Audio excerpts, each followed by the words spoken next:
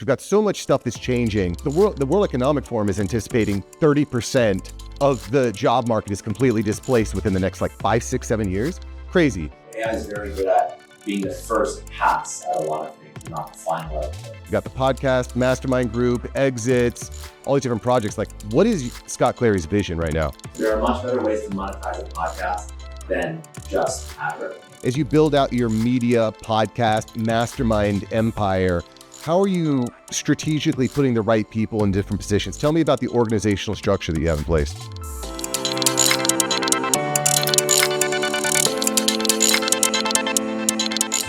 Scott, what's up? What's up? How's it going? Good, man. Welcome to South Florida. So we met at Creator Fest, and I was kind of doing some videography work. You were interviewing with some of the big dogs over there. You were on screen on the big stage. And so as I'm preparing for this conversation, preparing to kind of talk to you and extract the words of wisdom out of you, I'm like, how do I start? Because Scott's done and doing a million things.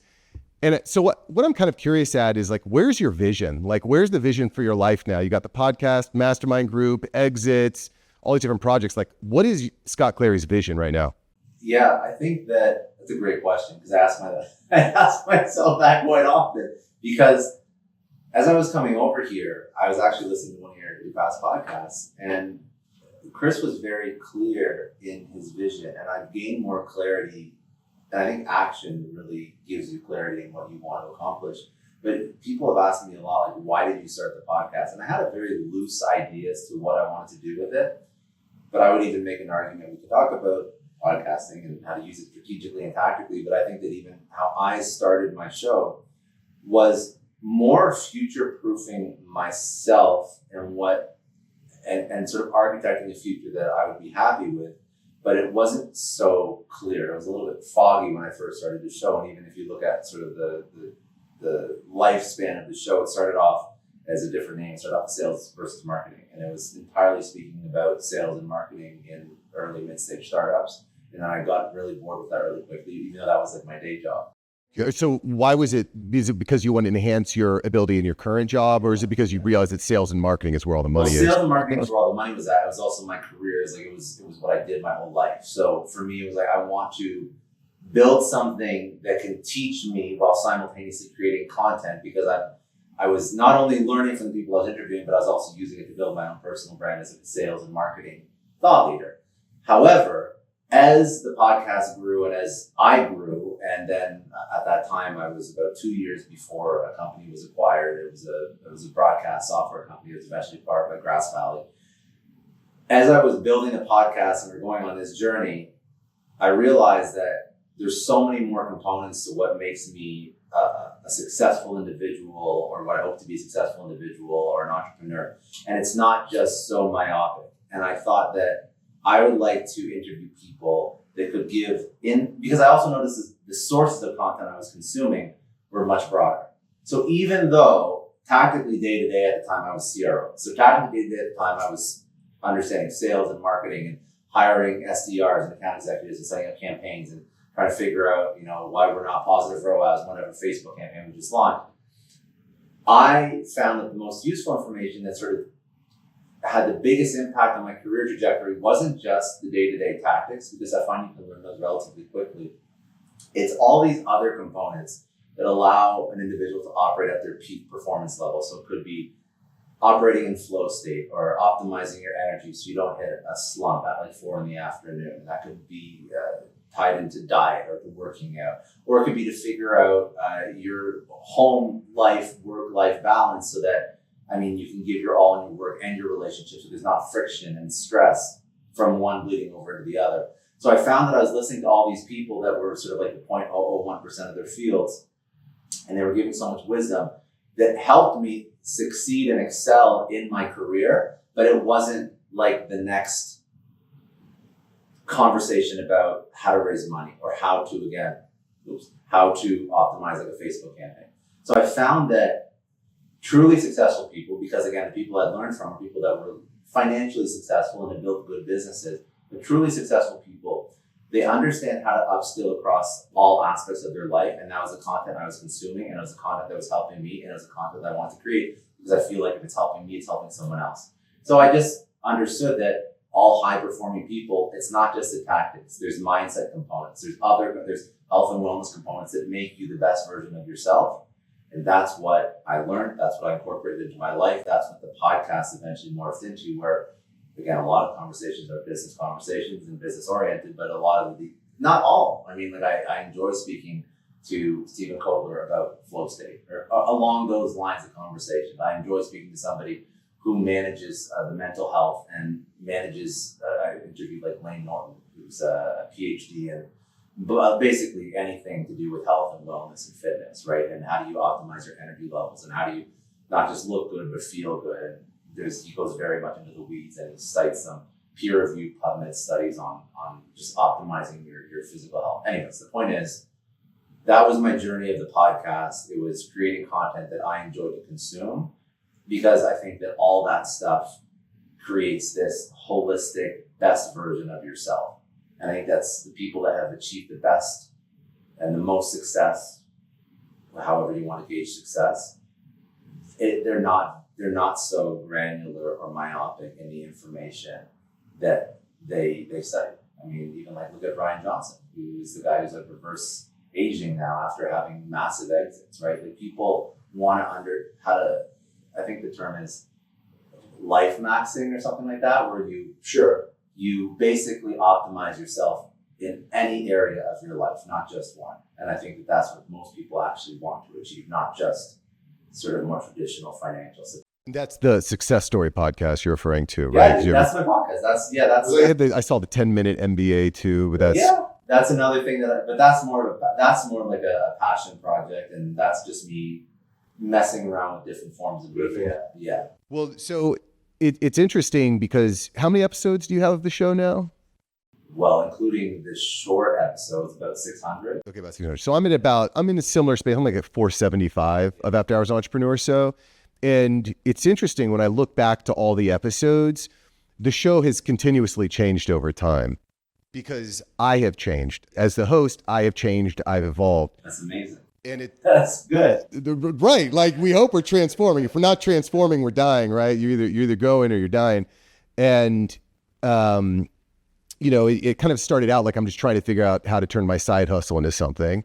I was able to get to a point where I quit my day job. I was able to get to 6 figures. And now I'm at this point now where I'm like, well, how do we get to to that 7-figure mark?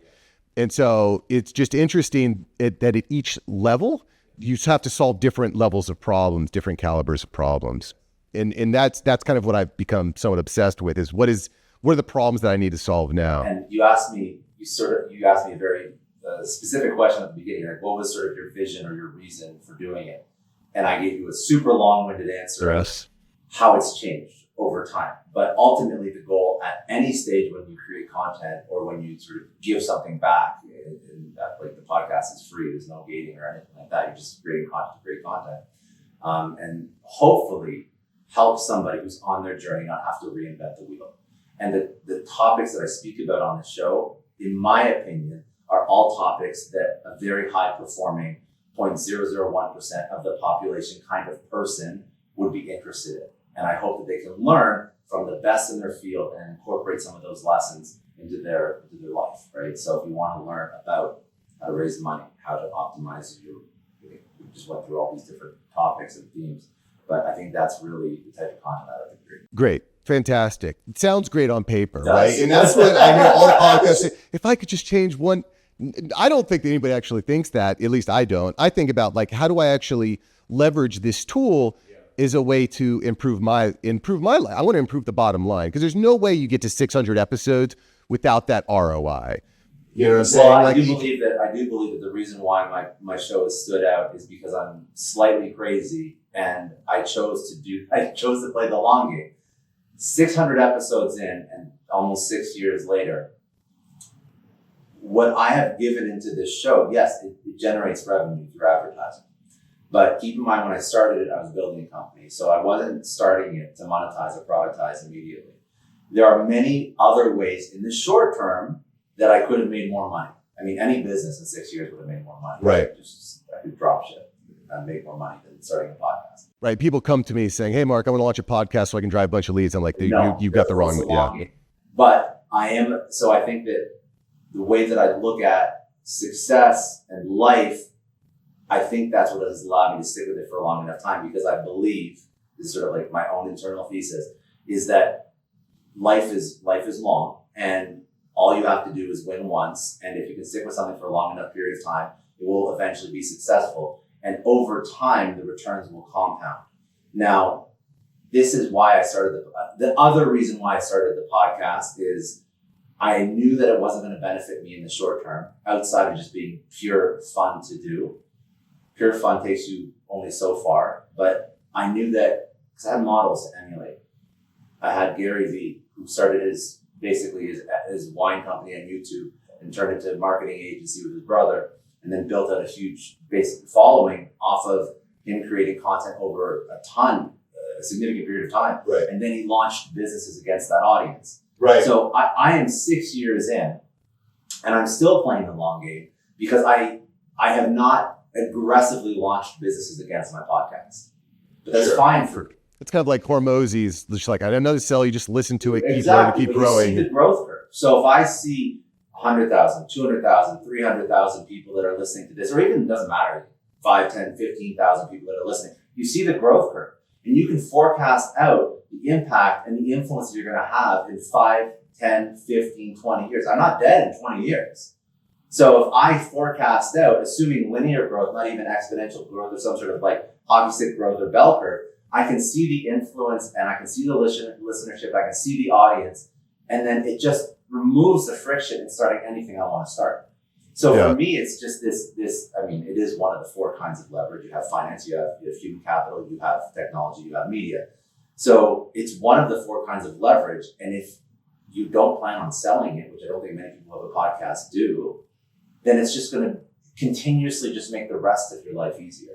Right. Well, you have to, I think, have the tools on the back end to make sure that you're leveraging it, right? I probably had 250 episodes where I just didn't have any back end, right? Like I have like this weak ass lead magnet because I just didn't have the expertise in place or whatever. I didn't have the marketing. I was doing Excel accounting. I was doing Excel, lead gen and contact listing. I didn't either. I didn't have a product on the back end of it, but I did apply, again, another sort of theory, a thesis framework that I have, whatever you want to call it, which is, again, play the long game, but know that you're playing the long game day 0, meaning that if you're going to start something, structure your life so that you can continue it for an unreasonable amount of time.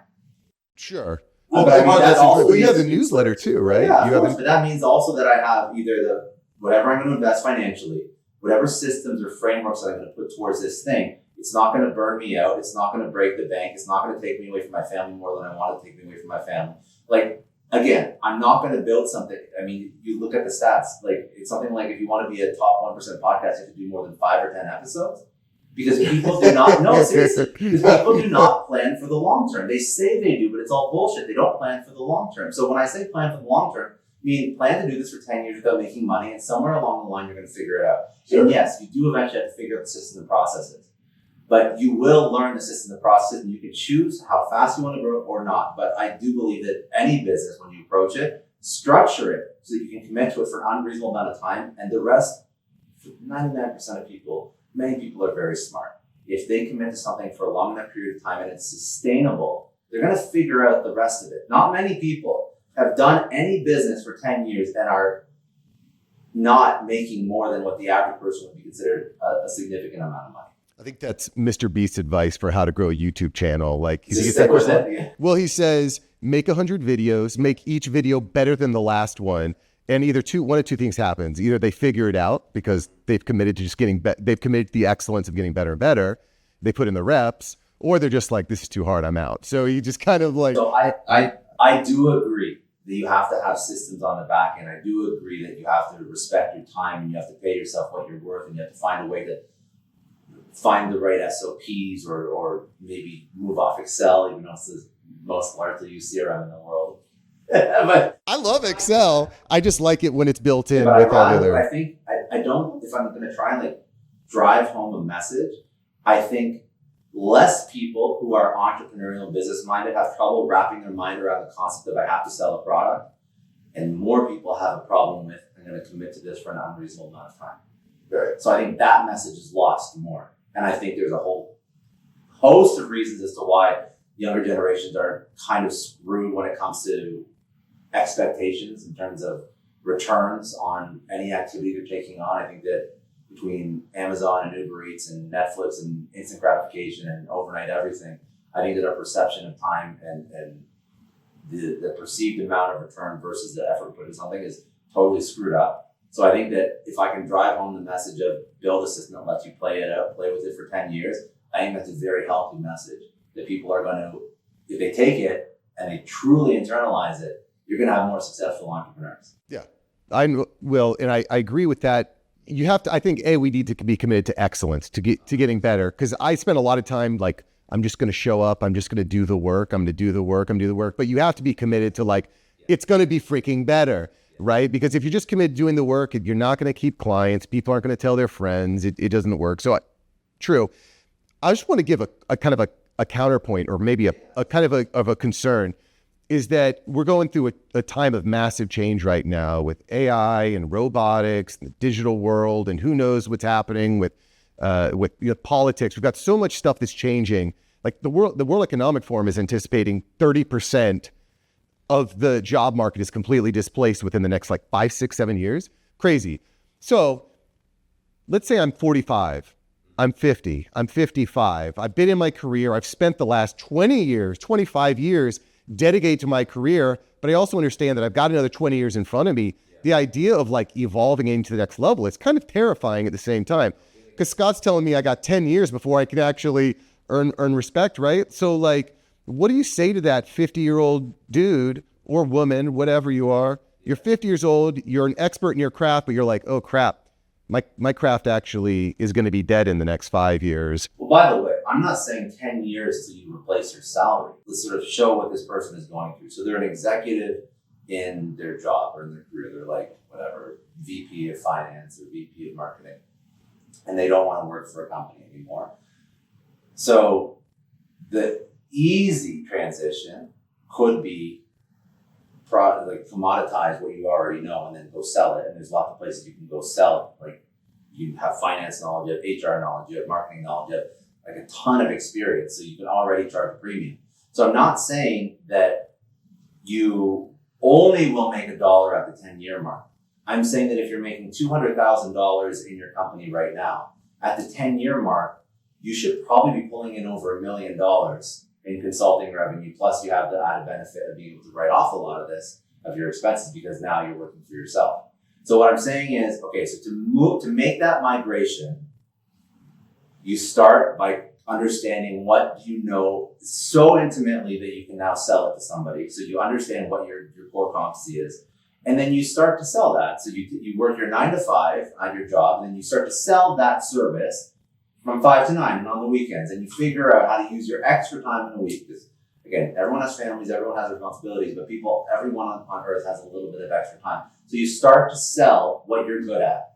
And then when you start to sell it, you're going to start to make money from it. And then you're going to start to understand if there's product market fit for whatever you're putting out into the market. And when you find product market fit, then you can start to scale up that side hustle. And when that side hustle eclipses your full-time job, now you make a transition. Say that's whatever, year 2, 3, 4, 5, doesn't matter. But then after you make that transition, you go full-time, then that's going to exponentially scale. And it's going to be just a very de-risked, de-stressful transition from career to entrepreneur. And that's what I'm advocating for. But at the 10-year mark, you should be earning outsized returns because, again, you're constantly learning and you're constantly upskilling, you're constantly understanding what works and what doesn't. You're getting feedback from your customers, from the market. So you're not going into this like an idiot, just like beating your head against the wall trying one thing for the next 10 years and hoping it works. You're still learning. You're still an evolved human being. But I'm saying that this is a very frictionless way to migrate out of the 9 to 5. And listen, I agree. That's what did you do? That's basically exactly what I did. But to your point about getting better in that process, exactly what I did. Side hustle, started podcasting. People have eventually started paying me to podcast, and I was able to scale it to a 6-figure agency. Cool, great. Left my job, happy.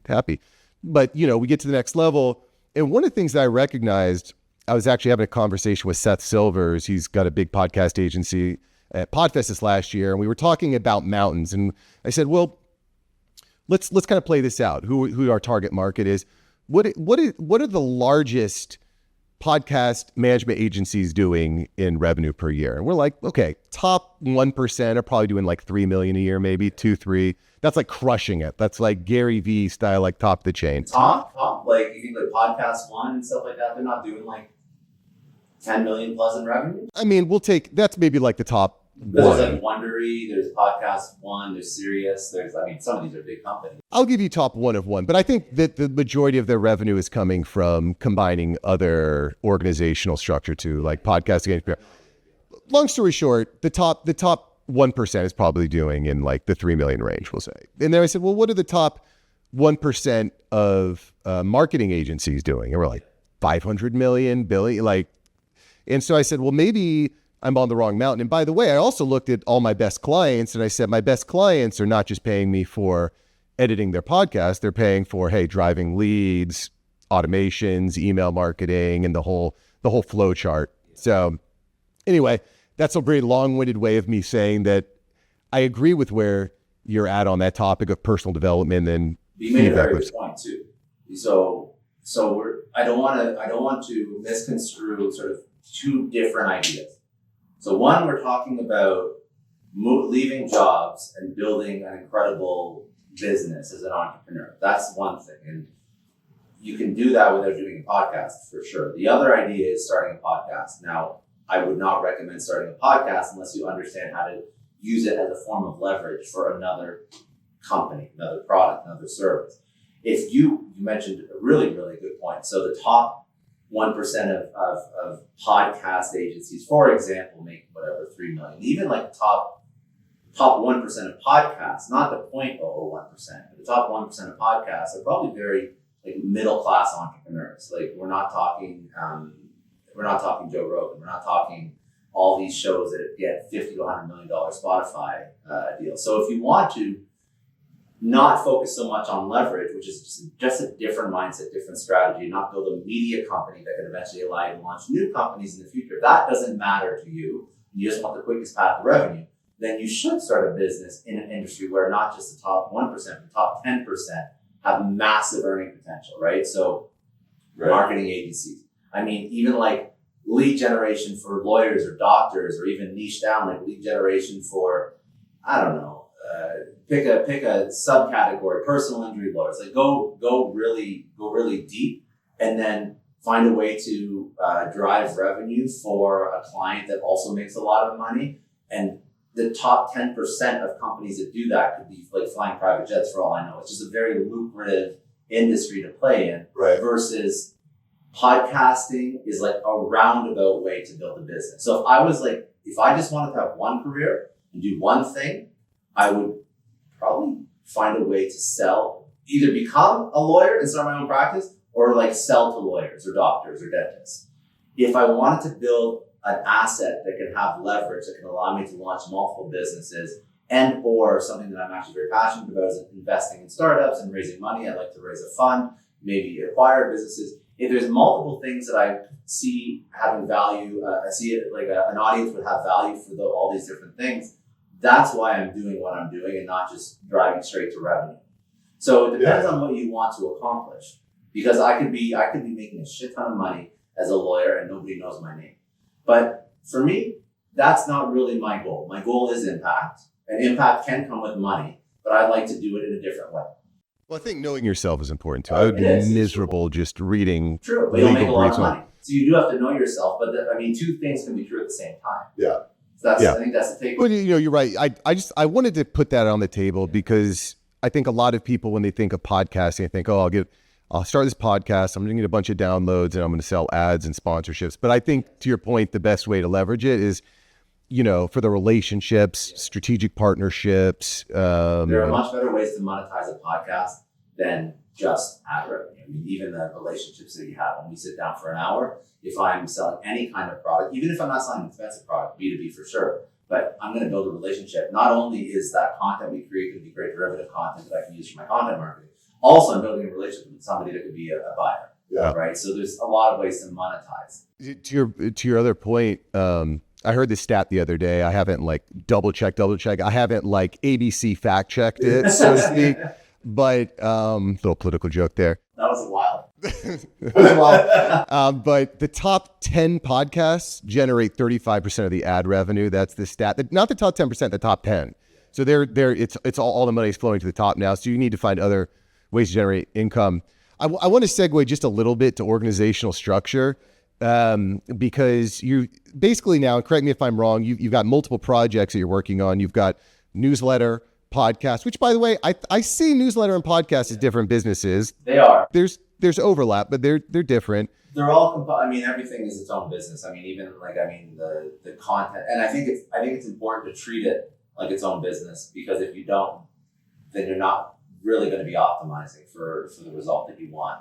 So if you don't treat posting on your social and building out your social channels as its own business, meaning like you're figuring out SOPs for that particular thing, you're figuring out how does this play into my larger personal brand? I'm looking for ad deals. Is there some synergy across the social or across a newsletter? Or if a company comes to me asking for a podcast ad spot, right? Am I looking as to, how do I introduce them to my entire ecosystem, or how do I, there's a lot that you can do, and just think of them as, I guess, business units, whatever, but show everything that you're building the respect it deserves. And I don't agree on doing anything half-assed, really is the lesson. So if I do have a newsletter, I'm treating it with the respect it deserves. I'm figuring out how to monetize it. I'm figuring out how to grow it, figuring out how to run ads that convert into subscribers, and figuring out how to write better copy, better topics that resonate more with an audience. But then I'll figure out a different ad strategy for the podcast, and I'll figure out a different ad strategy or a different monetization strategy for social. So it does act as a different business, and I think that's when you become quite successful at all of them. But if you just have, and I've done this in the past, and I'm not perfect, but if you just have like a newsletter that's just kind of a shitty written out version of your podcast, don't expect it to get that much traction. It doesn't change anybody's lives. There's so much content out there. There's a million other newsletters you can subscribe to. So I still, by the way, think it's a good idea to send out an email blast. I agree, but I still think that you should find a way to do it in a way that it should be able to stand alone and still be aggressive. I agree. And frankly, I've been pretty aggressively over the last 6 months just shaving stuff out. I'm like, if I can't, I mean, here's the deal. I don't want to be, I don't want people to think of me as being involved in mediocre projects. I want every project I'm involved in to be like, wow, that's special. There's some juice there. Yeah, you know what I mean? You asked me about the 10-minute MBA. So I just, very, very sad, but I just killed that like this Monday. Interesting. So that was a short daily, me just riffing off of business topics that I thought of. And I thought that was a cool way for me to actually just honestly keep my edge, stay relevant. Was that on Spotify for podcasters? So why not just roll that into your main podcast? Why not have interviews plus short 10-minute extras? That's literally what I'm. Well, that's what I'm thinking of doing right now, but I don't see the value in doing, 80% of my effort on the success story, and then like 15 to 20% effort on 10-minute MBA, and not really marketing 10-minute MBA, and like kind of doing it as a half-ass, like, oh, I got to do that. If I get that feeling, it's like, fuck it, I'm out. Yeah. So it makes it much more complicated too to have multiple channels with multiple shows. It becomes confusing as to where you're driving listeners and how to actually retarget them properly. There was times where like an episode would go up on Success Story, and then we turn a lot of the longer interviews on Success Story into like short clips. I call them lessons. Right. So as we think about organizational structure, there's only one Scott. There's only one Mark. Right. There's only one you, by the way. Shout out to you. There's only one of us. I've become kind of obsessed with actually having the right people around me. And I actually heard you say this. This is kind of like a popular thing that like the next $1 billion company is going to be a one-man army, right? One person just develops. I don't necessarily disagree, but I still feel like that's going to be the unicorn. Like most businesses are still going to be organizational structure. You have the right inner circle. You have the right running mates, the right team members. So I'm just kind of curious, how are you, as you build out your media, podcast, mastermind empire, how are you strategically putting the right people in different positions? Tell me about the organizational structure that you have in place. Sure. So just one comment on that. Yes, not every creator is going to be a billionaire. However, there's a really interesting chart. It shows over time the amount of people required to hit $1 million in revenue. And you maybe can find this and put it on screen, but it just shows basically since like I'm going to make up these numbers, but 1950, say it took 100 people. And then you fast forward, and in 1980, it took 20 people or whatever, right? These are all fake numbers. And then you fast forward to 2024, and $1 million can be achieved with one person.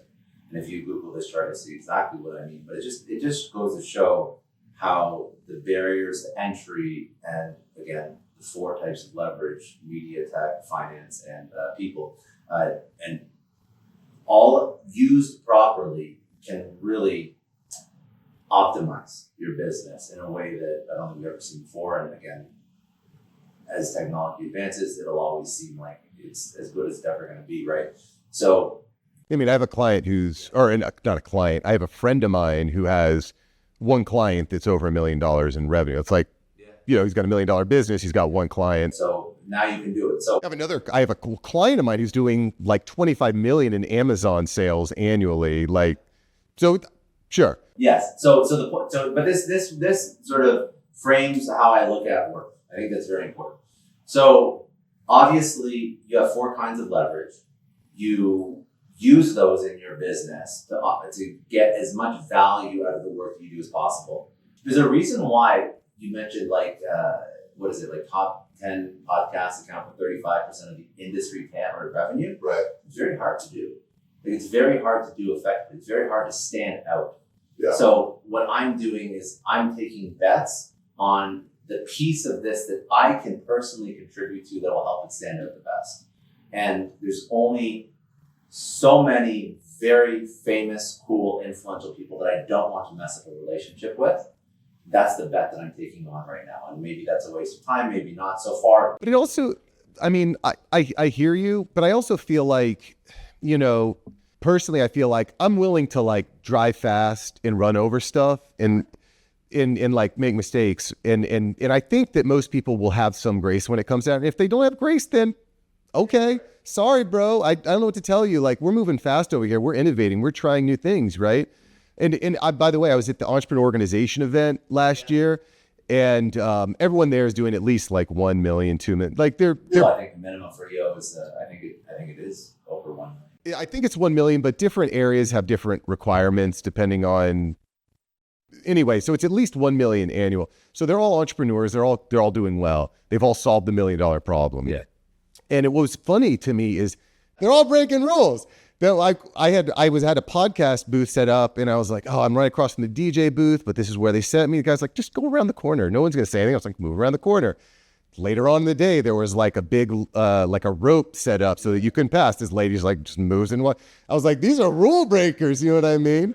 And I think that you kind of have to have that mentality as an entrepreneur. Like, we're gonna break rules, and sometimes it's better just to ask for. So. I think that's fair. I mean, I try. Yeah. I mean, I don't really. What we're talking about with like time management is not really rule breaking per se, but if it's against it, listen. The podcast has done well, so I gotta say, like, listen, my strategy is not completely off the mark. A certain level of like care works.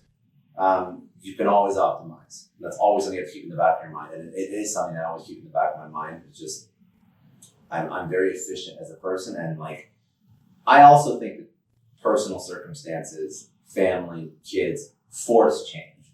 And actually that is why you should let move your life forward and try and, I mean, I'm a big proponent of building a family and having kids and doing things that are more than just serving yourself. But I think that when you do that, I think it forces you to optimize, and it forces you to become a better entrepreneur. It forces you to, I don't know, I think that that should be the goal of not everyone's a family, but if you can have one, I think it's a great thing to pursue. I think it makes you a better person. Yeah, it makes you selfless. It's funny when I look at younger people that have these businesses and they're crushing it and they have no kids. I'm like, man, if I would have started this before I had kids, then I would be crushing it, right? Which fair, but I probably wouldn't be doing this if I didn't have kids, because kids were kind of the impetus for me to take that next step. And by the way, there's different motivations that everybody has, but I just don't think it's a bad one. And I think that, I mean, this is not political or by any means, but I don't think that people should run away from like the nuclear family option either. I think it's a very healthy way to live a life.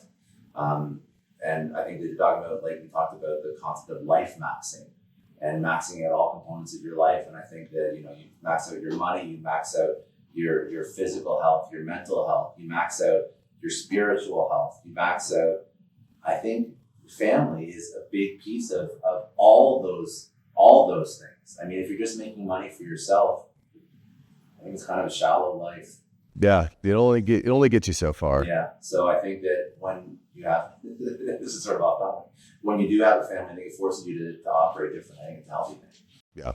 Well, it certainly has been for me. It's given me more purpose. I'm a happier person, and it gives you something deeper than I want that new car, that new watch. Yeah, right? that stuff gets old quick. Cool. Well, Scott, listen, I want to be respectful of your time. Crushed it. Where's the best place for us to find you? I mean, podcast is Success Story. You go to successstorypodcast.com or all the socials at Scott Clary. Boom. There you have it. By the way, keep testing with AI people, but recognize, like Scott said, you need to add some TLC to it, because if you're going all AI, we use AI to make our results better. Yes. And there's a lot of AI tools out there that are actually, they might save you some time, but they're deteriorating. They're not striving for the I have excellence. one more thought on, by the way, I've been talking a lot about like me doing a lot of like the heavy lifting. I mentioned something very briefly, we didn't touch on it, but I've actually asked all my team to find ways to take care of their boring work with AI. If they can find a way to remove that off their plate. So it could be anything really. It could be the first, and by the way, AI is very good at being the first pass at a lot of things and not the final output. So if it's the first pass at creative copy, it's the first pass at show notes for a podcast, it's the first pass at anything, or if it's using, technology to take stuff from your inbox, put in your CRM, all the admin stuff, all the first task problems that people take on, or the stuff that's just remedial and boring, find ways to get rid of that off your plate so you can focus more on the creative and focus more on the human component of work. AI doesn't matter what generative chat tool you use in 2024, even though they're moving very, very quickly. No generative chat tool is a better writer than Seth Godin, for example. So it does not remove the human component. Right now, it takes away admin work, busy work, and or just creates mediocre work, which could actually end up hurting your brand in the long run. Yeah. So I would say, yes, big component of AI. It's very good to get rid of, again, all the busy stuff, but don't let it jeopardize the core piece of your business, or the human piece. Well said. I'll just give you a quick example of someone I saw who's using it. He's so excited. Mark, I've got this AI chat bot. Look at it. I'm going to show you. It's DMing people all day, every day on Facebook. And I was like, all right, cool. That's great. You know who I'll never do business with? Somebody who sends me an automated DM on Facebook. Well, and listen, I know there's people that agree that, and I'm like, that's fine. But at the end of the day, I just want to look at the data, like for how much I'm spending, how many good leads is it bringing in? And I asked him a week later, hey, how's it going? He's like, I shut it down. So. Well, because people, when they get a whiff of automation, or they get a whiff of like roboticness from your company, they're like, I know. Like a lot of people, again, it's okay to get rid of some of the busy stuff. People want to do research. You can have an AI tool that's codified your company's FAQs so people can find very easy answers quickly. But when somebody has a real problem, or somebody wants to build real trust and make a big purchasing decision, they're not going to do that exclusively through AI. They might get 70, 80, 90% of the information they need. But the human component is important. So if you over-index on AI, SaaS, whatever, it's like a shiny object and you're so excited about it, and you under-index on the human component, it's going to hurt your business from health. But if you use it to augment the total customer experience, that's when you can win with it. But I think that, again, new toy, people just overuse it, and then they sort of scale back and find this happy medium. That's where AI is going to be useful. Yeah. Scott Clary, ladies and gentlemen. I appreciate you.